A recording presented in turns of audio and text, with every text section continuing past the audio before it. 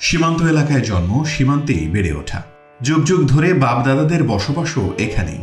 কিন্তু রাষ্ট্র কাঠামোর নিয়মনীতির কারণে জীবন ও বাস্তবতার মাঝে বাধা হয়ে দাঁড়ায় দুই দেশের মধ্যকার এই কাঁটাতারের বেড়া। তারপরও লোহার কাঁটাতার কি মানুষের মনকে বিচ্ছিন্ন করতে পারে? বিচ্ছিন্ন করতে পারে নিজের আবেগ অনুভূতি, স্থানীয় সংস্কৃতি কিংবা নিজস্ব ইতিহাস ঐতিহ্যকে? কিছু সম্পর্ক বিচ্ছিন্ন করার ক্ষমতা কাঁটাতারেরও নেই। যেমন দুই দেশের সীমান্তের মাঝামাঝি রয়েছে একটি মসজিদ। মসজিদে নামাজ পড়তে আসেন বাংলাদেশ ভারতের মুসল্লিরা। মসজিদের উন্নয়ন কাজে অংশ নেন দুই দেশের বাসিন্দারাই। এখানে দুই দেশের সীমান্তের সামান্য অংশে নেই কোনো কাঁটাতার, যেখানে নেই কোনো বিভেদ। আজানের ধ্বনি হার মানায় দুই দেশের আকাশে বাতাসে। আমার বাসা এই মসজিদ সংলগ্ন বাংলাদেশের অংশে। এটা কুড়িগ্রাম জেলার ভরুঙ্গামারী উপজেলার দক্ষিণ বাদজানি ঝাকুয়াটারি জামে মসজিদ। আর আমাদের পার্শ্ববর্তী ভারতের মানুষ সহজে আমরা এই মসজিদে নামাজ পড়ি। এটা ভারতের অংশটা হচ্ছে ভারতের কুচবিহার জেলা দিনহাটা থানা ছোট গাড়ালঝরা গ্রাম। তো এই মসজিদটা 1820 সালে স্থাপিত হয়। এরপর থেকে আমাদের আদিপুরুষ যারা, তারা এই মসজিদটাকে এইভাবেই ধারণ করে আসছে। এই মসজিদে আমরা যখন শবে বরাত বা শবে কদরের রাত জাগি, আমরা উভয় দেশের মানুষ সবার বাসা থেকে চাউল তুলে আমরা ওই মসজিদে রাত জেগে একখানে খাওয়া দাওয়ার আয়োজন করি। আমরা আশা করছি আল্লাহর কাছে যে বাংলাদেশ সরকার যদি আমাদের একটু সহযোগিতা করে ঝাকুয়াটারি জামে মসজিদ ভারত বাংলা মিলিতভাবে, তা আমরা পিলার পর্যন্ত করছি, আর করতে পারতেছি না। যদি একটু সহযোগিতা করে যে আমরা যেন ছাদ পর্যন্ত করিয়া সবাই মিলিতভাবে যেন আমরা নামাজটা পড়তে পারি। কথা হয় মিলন কৃষ্ণ দাসের সাথে, যার বয়স 70-এরও বেশি। ট্রাভেল কার্ড পেয়েও ভারত যাননি মলিন কৃষ্ণ।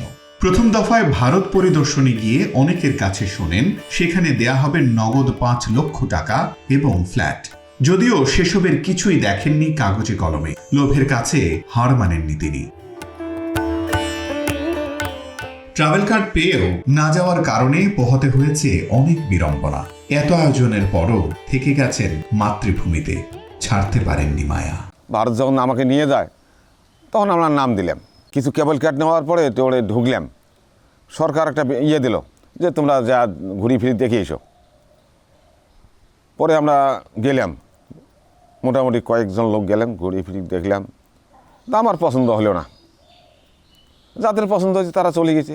তবে এখানে এখন খুব সুযোগ সুবিধা পাচ্ছি, রাস্তাঘাট, কারেন্ট, যা কিছু সরকার অনেক আমাকে সুযোগ সুবিধা দিচ্ছে আর কি।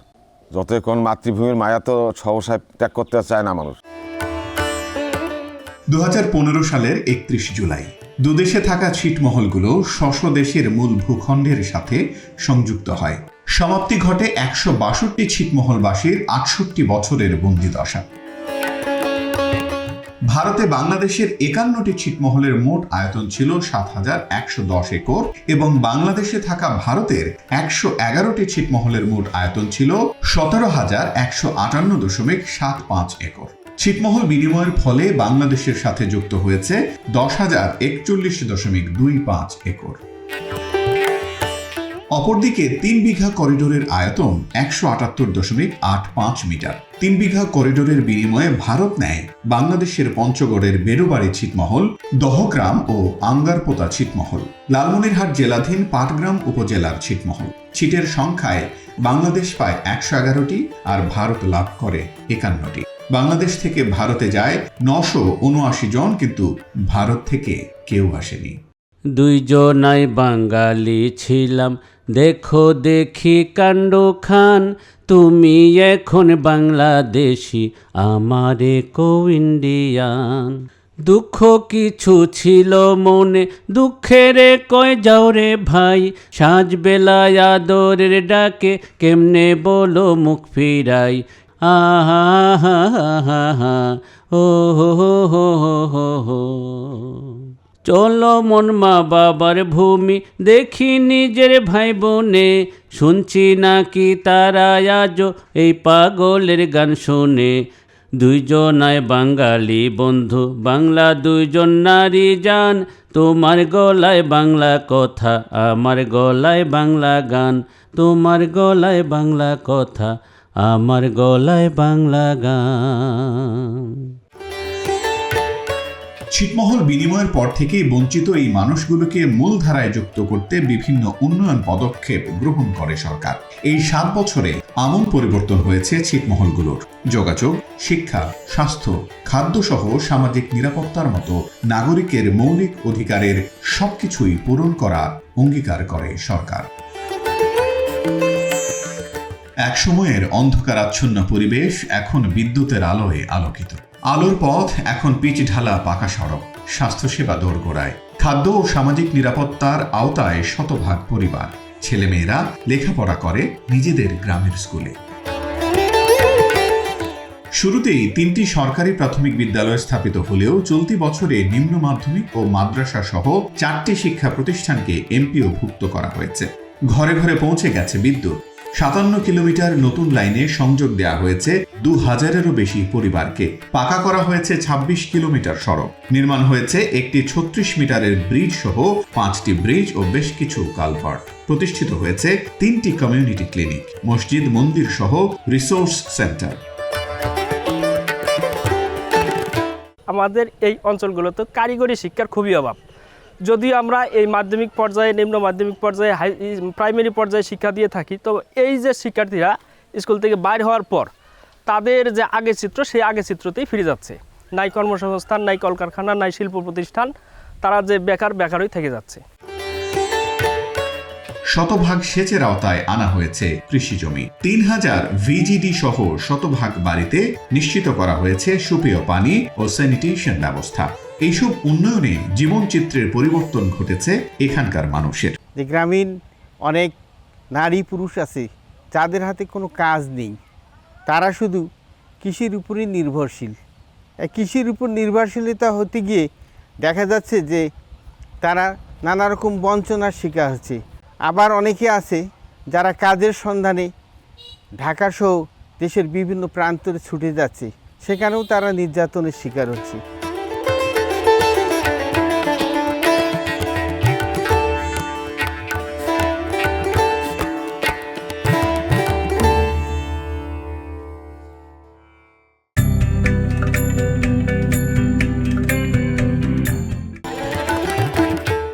আমাদের মনে প্রশ্ন ছিল, এক দেশের মধ্যে অন্য এক দেশ নিয়ন্ত্রণ হতো কিভাবে? কিছুক্ষণের মধ্যেই পাওয়া গেল সেই উত্তর।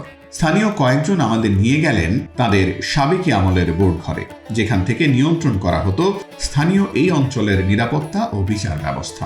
এখানে ছিল স্বেচ্ছাসেবকদের বিশাল বাহিনী, যারা থাকতো দেশীয় অস্ত্রশস্ত্রে সজ্জিত। অপরাধীদের আইনের আওতায় এনে বিভিন্ন ধরনের সাজা দেয়া হতো। এখানকার লোকজন আমরা খুব দুর্দশায় ছিলাম। অন্যায় অত্যাচার হয়েছিল, চুরি ডাকাতি। তারপরে আমরা এখানকার লোক সবাই মিলিয়ে একত্রিত হয়ে আমরা এখানে একটা কমিটি তৈরি করছিলাম। ইলেকশন কমিটিও এখানে বানিয়েছি। এখানে ইলেকশন হয়েছে, এখানে মেম্বার হয়েছে 9 জন, চেয়ারম্যান 2 জন, আর ভিডিপি ছিল 140 জন। তা এদের শাসনে আমরা চলাফেরা করছিলাম। চুরি ডাকাতি যেটা হয়েছিল, রাহাজানি, মার্ডার হইল, বিচার এখানে হয়েছে। আমরা ভিডিপি মারফত আসামি ধরে আনছি, এখানে বিচার হয়েছে। ওইটা ছিল হাজত, আর যাদের জেল হয়েছে তাদের এইখানে রাখা হয়েছে। আমরা ভেড়ি দিয়ে পাহারা দিছি। কিন্তু রাস্তাঘাটের উন্নয়ন আর বিজলিবাতি কি সত্যিই পরিবর্তন করতে পারে জীবনের? এখনো নেই কোনো কর্মসংস্থানের পর্যাপ্ত সুযোগ। উঠতি বয়সের যুবকরা অনলাইন প্রতারণা এবং অনলাইন জুয়ায় আসক্ত হয়ে নষ্ট করে ফেলেছে ভবিষ্যৎ। সেই জুয়ার টাকা জোগাড় করতে ত্বরান্বিত করছে চোরাচালান ব্যবসা, আবিষ্কার করছে অপরাধের নিত্য নতুন পন্থা। প্রতিদিন তলিয়ে যাচ্ছে অপরাধের অতল গহ্বরে। এই 6 মাইলের মধ্যেই কোনো কলেজও নাই, যার কারণে এসএসসির পর আর পড়াশোনা ততটা আগায় নাই। তেমন কোনো কাজকর্মও নাই, পরিবার থেকে চাপ যে বেকার বসে খাই। তো এমন অবস্থায় বন্ধুদের পাল্লায় পড়ে সীমান্ত থেকে বিএসএফের চোখ ফাঁকি দিয়ে এই একটু চোরাচালানের সাথে যুক্ত হই। মোটামুটি ভালোই ইনকাম। এই কাজ তো আর সমাজে সম্মান বয়ে আনে না। তো যদি আমাদের এই সীমান্তবর্তী এলাকার পাশেই যদি আমাদের কর্মসংস্থানের একটা সুযোগ করে দিত, তাহলে আমার মনে হয় এখান থেকেই আমাদের ফেরা সহজ হইতো। এন্টারটেনমেন্ট বলতে আমাদের এই বর্ডার এলাকায় তেমন কিছু নাই, তো সবাই ওই মোবাইলে, সবার হাতে অ্যান্ড্রয়েড ফোন আছে, সবাই মোবাইলে ওই অনলাইন জুয়াতে আসক্ত হচ্ছে। আসক্ত হওয়ার পরে তারা কি করে, টাকা জোগাড় করার জন্য দেখা যায় যে অবৈধ পথে ভারত থেকে এদিক ওদিক, তারপর হচ্ছে মাদক, এগুলোর মধ্যে জড়িত হয়ে তারা আসলে ওই বিনোদনটাকে নেওয়ার জন্য এই ধরনের অপকর্মর সঙ্গে জড়িত হচ্ছে। কাঁটাতারে ঘেরা সীমান্ত এলাকার মানুষের জীবন কখনো গল্পের চেয়েও কঠিন, করুণ। এমনই গল্প শোনাতে চাই আপনাদের। বাবা মার একমাত্র সন্তান টাকা আর ফ্ল্যাটের লোভে নিজের পিতামাতা ও ছোট দুটি সন্তানকে রেখে সকলের অনুনয় নিষেধ অমান্য করে কেবল স্ত্রীর হাত ধরে পাড়ি জমিয়েছেন কাঁটাতারের ওপারে। নিজের ও পরিবারের ভবিষ্যৎকে ঠেলে দিয়েছেন এক অজানা অন্ধকারে। ছিল ওপারে পৌঁছেই হাতে পাবেন ফ্ল্যাটের চাবি আর নগদ 5 লক্ষ ভারতীয় মুদ্রা। এরপর পাবেন ভারতীয় পাসপোর্ট, ফিরতে পারবেন পুরনো ঠিকানায়। কিন্তু তার হলো না। সেখানে একরকম বন্দি করা হয় পুনর্বাসন ক্যাম্পে, যেখান থেকে বের হতে লাগে পাস, ঢুকতে লাগে পাস। কাজ খুঁজতে যেতে হয় সুদূর দিল্লি, আবার ফিরতে হয় নির্দিষ্ট সময়ের মধ্যে। রোজগারও বেশ কঠিন, যেখানে ভিনদেশি হিসেবে তাদের বিশ্বাস করে না কেউ। আর এদিকে একমাত্র সন্তানের করুণ দশায়, বাবার হতাশায়, মায়ের কান্নায় ভারী হচ্ছে আকাশ বাতাস। কাজ কামাই করবে যা ওখানে বন্দি গেছি, ওরা বোঝে নাই, না বুঝিয়ে ওখানে গেছি। এখন আমার বেড়া আমরা চাই, খুব কষ্ট উঠে, পূর্ণবশত খুব কষ্ট উঠে। যতক্ষণে পাতা দিল্লিতে করি আনে অতক্ষণে খায়।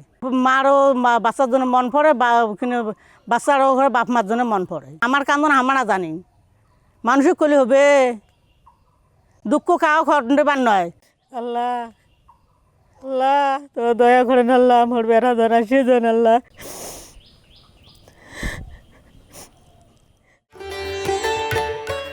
এবারের আধুনিক সুযোগ সুবিধা পেয়ে অনেকেই খুশি হলেও হয়তো থামবে না অনেক মায়ের কান্না, শেষ হবে না অনেক সন্তানের অপেক্ষার পালা।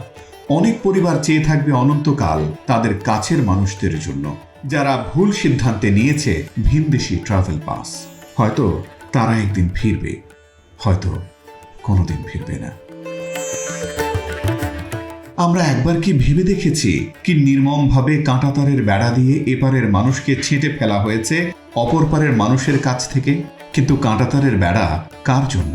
অপরাধীদের জন্য, পাহারার জন্য, প্রতিরক্ষার জন্য, নাকি আমরা আমাদের নিজেদের কারণে কাঁটাতারের বেড়াকে অনিবার্য করে তুলছি আমাদের জীবনে?